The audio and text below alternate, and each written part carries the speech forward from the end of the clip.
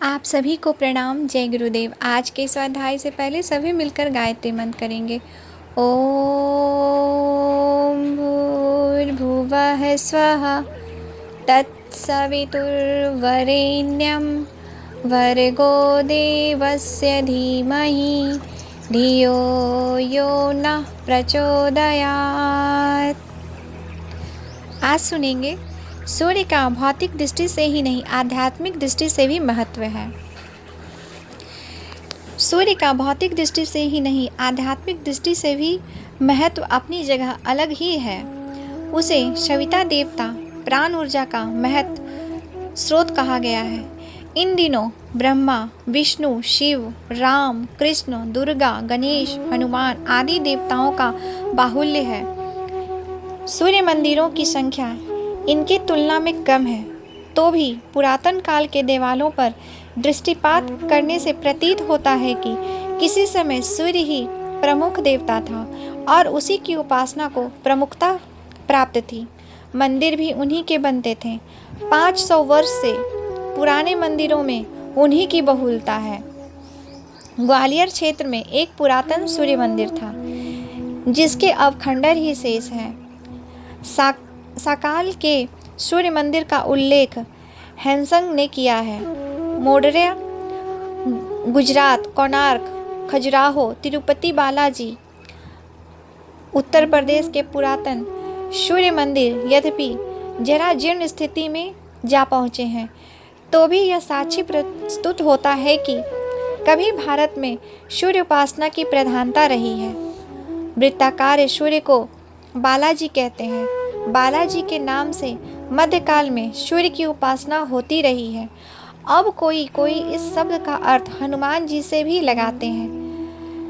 कुषाण काल में सूर्य उपासना एशिया के अधिकांश भाग में प्रचलित थी। मिस्र और ईरान में इस्लाम के आगमन से पूर्व सूर्य संप्रदाय का आधिपत्य था। उस समय की प्रतिमाओं और शिलालेखों से प्रकट है कि इन क्षेत्रों में उपासना के लिए सूर्य को ही प्रमुख आधार माना जाता रहा है। प्रख्यात गायत्री मंत्र सूर्य उपासना का मंत्र है। उसका देव सविता है। सविता के भर्ग की याचना की गई है। उस भर्ग को प्रगतिशील प्रेरणा में नियोजित करने का अनुरोध आग्रह है। 12 महीने के कारण सूर्य को द्वादश आदित्य भी कहा जाता है। 6 ऋतुएं उसकी पत्नियां मानी गई है। उषा को उसकी प्रेमिका और संज्ञा या संध्या को पटरानी के रूप में निरूपित किया गया है। ये कथा प्रतिपादन सूर्य की मूलभूत क्षमता के अनेकानेक प्रयोजन में प्रयुक्त होने की विधा पर प्रकाश डालते हैं। भगवान राम को सूर्यवंशी माना जाता है।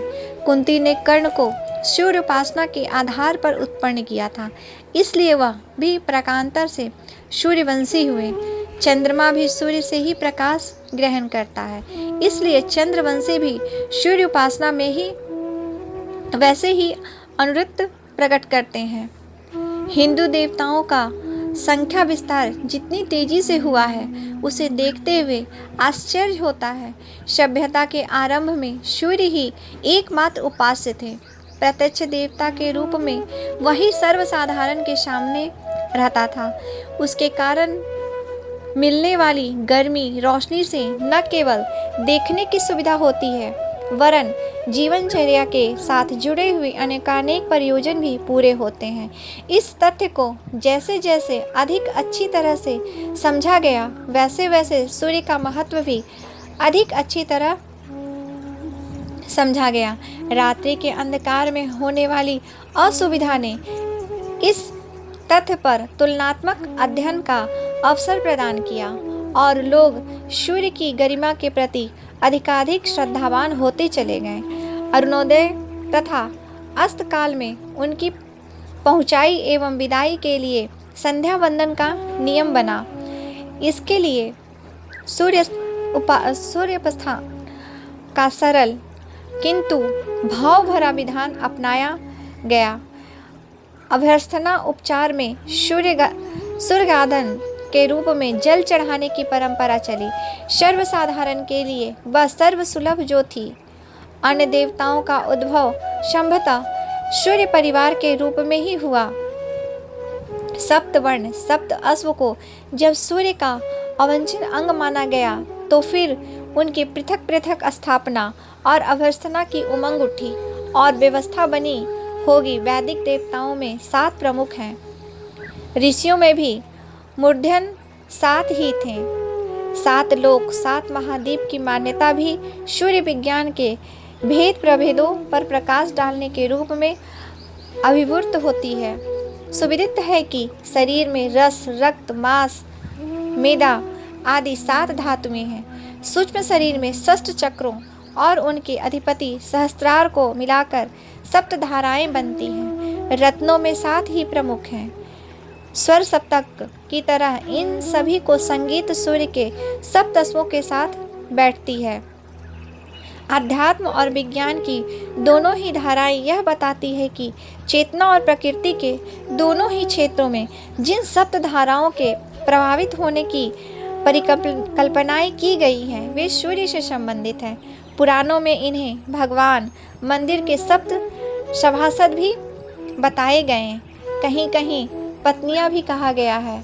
हम सभी ने सुना आध्यात्म और विज्ञान की दोनों ही धाराएं यह बताती है कि चेतना और प्रकृति के दोनों ही क्षेत्र में जिन सप्त धाराओं के प्रवाहित होने की परिकल्पनाएं की गई हैं वे सूर्य से संबंधित हैं। पुराणों में इन्हें भगवान मंदिर के सप्त सभासद भी बताए गए हैं। कहीं कहीं पत्नियां भी कहा गया है। योग विज्ञान में जिन प्रमुख सप्त नाड़ियों का वर्णन है वे रक्तवाहिनी धमनियां नहीं वरन लोक लोकांतर से आकार मानवीय काया को गतिशील एवं समुन्नत बनाने वाली विभूतियां ही हैं। रिद्धि सिद्धियों का स्रोत इन्हीं को माना और स्थिरता तथा प्रगति के लिए इनके सहारे मिलने वाले अनुदानों को दैवी अनुग्रह के रूप में गिना गया है।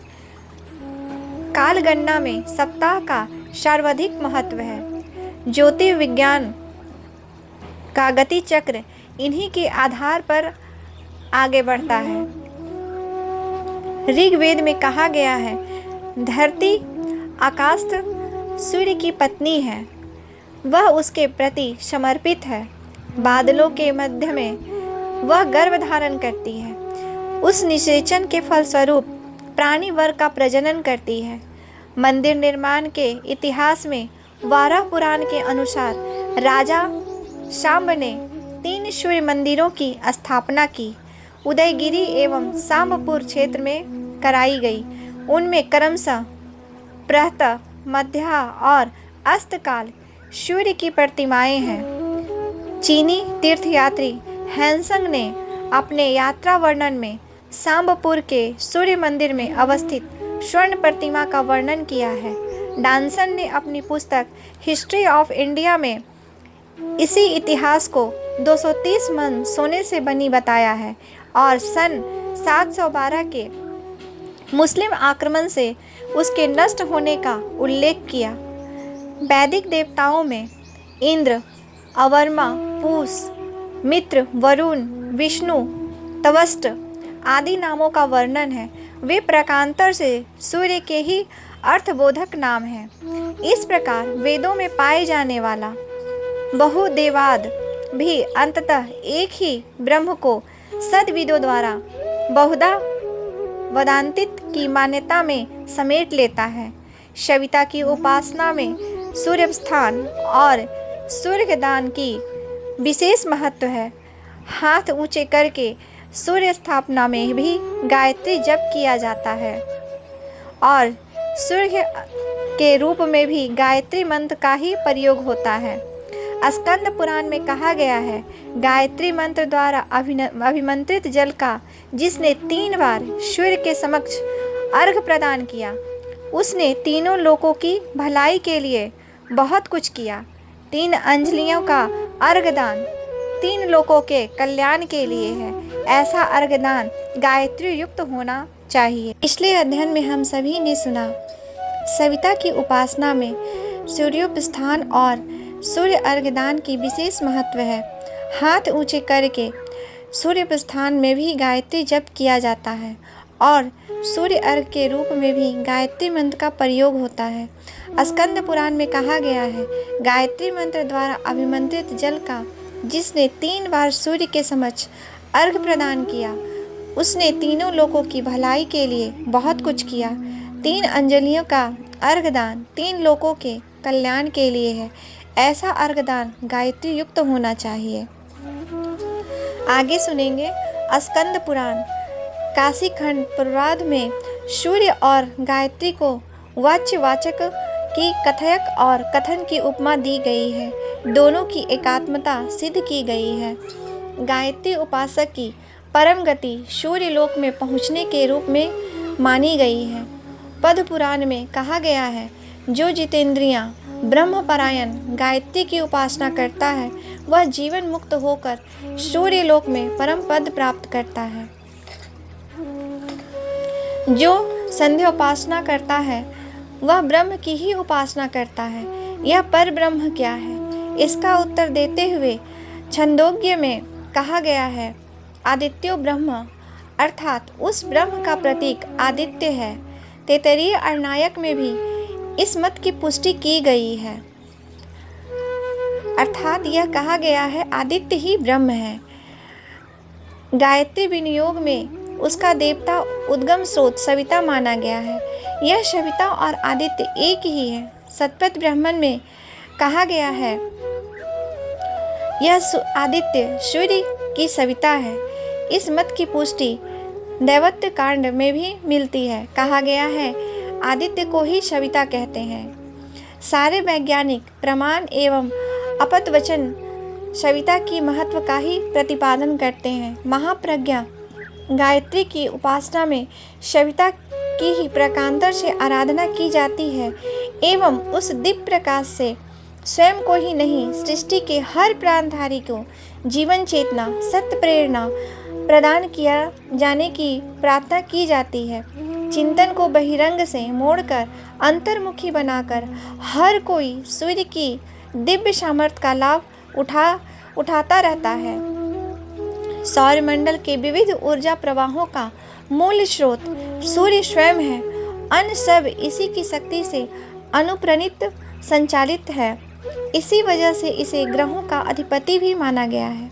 सूर्य की उपासना मनुष्य में इन सभी अंतरिक्षीय प्रवाहों को संतुलित करती है और ग्रहों के दुष्प्रभावों को समाप्त करती है। जिस प्रकार गरुड़ बसती से दौड़ जाता है, उसी प्रकार अपचनादि व्याधियाँ दूर चली जाएगी। इसके लिए सूर्य औषध बनाए और चंद्रमा अपने प्रकाश से उन व्याधियों का नाश करे। इस मंत्र में स्पष्ट है कि सूर्य औषध बनते हैं, विश्व में प्राण रूप हैं तथा वे अपनी रश्मियों से स्वास्थ्य ठीक करते हैं। पद्म पुराण में भी कहा गया है, भगवान सूर्य की उपासना मात्र से सभी रोग से मुक्ति मिल जाती है। इतना ही नहीं, भारतीय मनुष्य ने आत्मा की तुलना सूर्य से की है और जीवात्मा का स्वरूप प्रकाश बिंदु के रूप में वर्णित किया है। निराकार साधना में आज्ञा चक्र के स्थान पर भ्रिकुटी मध्य केंद्र में सूर्य सदृश तेजस्वी प्रकाश का ध्यान किया जाता है। उच्च स्तरीय आध्यात्म साधनाओं में ज्योति अवतरण में प्राण आकर्षण प्राणायाम में सूर्य के समान तेजस्वी प्रकाश का ध्यान किया जाता है। सूर्य हमारे जीव जगत का केंद्र है। शौर्य परिवार अपनी इसी अभिभावक के इर्द गिर्द परिक्रमा करते हैं। अणु की संरचना भी इसी प्रकार की है कि उसकी तुलना शौर्य परिवार से की जा सकती है। अणु का नाभिक एक छोटा सूर्य है। दोनों की रीति नीति एवं क्रिया पद्धति एक समान है। जीव और ब्रह्म की सत्ता भी इसी प्रकार समझी जा सकी है। सूर्योपासना द्वारा न केवल स्वास्थ्य संवर्धन की उपलब्धियां होती है, वरन सविता आराधना द्वारा आत्मा जब अपने में अवस्थित होकर शक्ति किरणें बिखेरती है और बड़े कदम उठाती है तो उसका स्वरूप देखते ही बनता है। महामानव, ऋषि, देवदूत और अवतारी आत्माएं इसी स्थिति की होती है। उनकी क्षमता और सामर्थ्य लगती तो अवश्य विचित्र है, पर वे मूलतः हर मनुष्य में समान रूप से होती है। प्रयत्नपूर्वक उन्हें जो भी चाहे जितनी भी मात्रा में विकसित कर सकता है। आज के इस अध्याय में सुनेंगे सविता देवता से उद्भासित ज्ञान और शक्ति। यह भारतीय तत्व दर्शन की ही विशेषता है कि उसमें सृष्टि विज्ञान की भौतिक और आध्यात्मिक दोनों ही प्रक्रिया का स्पष्ट ज्ञान करा दिया गया है। शास्त्रों में उल्लेख आता है कि एक बार देवताओं ने प्रजापति के पास जाकर प्रश्न किया कि पितामह, आप कहते हैं कि गायत्री उपासना करने वालों के सब सांसारिक कष्ट दूर हो जाते हैं तथा उसे लोक परलोक में सुख शांति तथा सद्गति प्राप्त होती है, पर आपने यह नहीं बताया कि इस प्रकार की महान सामर्थ्य वाली सत्ता कौन है। इसके उत्तर में प्रजापति कहते हैं, हे देवताओं, यह जो अनेक प्रकार के वरदान देने वाली गायत्री है, उसे तुम सावित्री अर्थात सविता देवता से उद्भासित होने वाला ज्ञान जानो। और भी कई स्थानों पर ऐसा उल्लेख आता है कि गायत्री प्रकाश, तेज, अग्नि और शक्ति रूप है। तीनों काल उसी की शक्ति से गतिशील है। इस शक्ति के संबंध में कहा गया है कि समस्त तत्वों, सभी प्राणियों और समस्त भावनाओं की प्रेरणा देने के कारण ही उस शक्ति को सविता कहा गया है। प्रतीक रूप में सविता देवता की प्रतिमा सूर्य को माना गया है। वह सविता का स्थूल प्रतीक है। सविता उससे ही भी सूक्ष्म है। उसकी शक्ति, सामर्थ्य और विशेषताओं को समझने के लिए सूर्य के संबंध में जान समझ लेना आवश्यक होगा। सर्वविदित है कि सूर्य ही तत्व रूप से संपूर्ण भौतिक और जागतिक पदार्थों की गति तथा सक्रियता का कारण है। उस प्रतीक में सविता देवता के भावना रूप और प्राण रूप होने की मान्यता भी स्थापित की गई है और बताया गया है कि वही संपूर्ण प्राणियों एवं मनुष्य की शक्ति, प्राण और प्रकाश देकर भावनात्मक विकास में सहायक होती है।